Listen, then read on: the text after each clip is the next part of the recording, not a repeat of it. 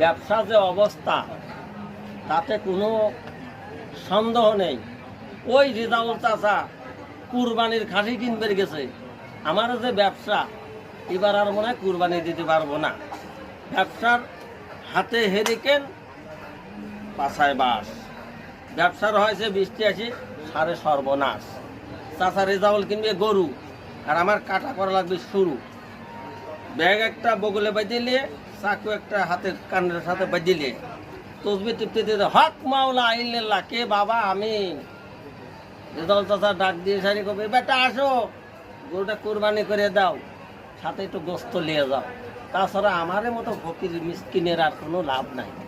এই যে ব্যবসা দেখতেছেন না, টুলের পর বসে আছি একদম চুপচাপ ফুসটাপ, কাস্টমার নেই, বসে আছি। চাচা যেমন তেমন বেচা, আপন যান বাসা, চাইল কিনে দেয় এক বস্তা, বাড়িতে নিয়ে যায় কিনে খাবো, সাথে দিব চুরমুর খাস্তা। আজ আছে কাইল নাই, আমার ব্যবসাও নাই।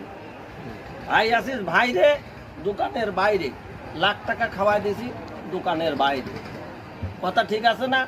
যেমন ব্যবসা তেমন ফল, চাপাবাজি মুখে পান এক গাল। আজকের মতো আপনারা সবাই দোয়া করবেন, বৃষ্টি আরো বেশি হোক, ব্যবসা হয় হোক না হয় না হোক।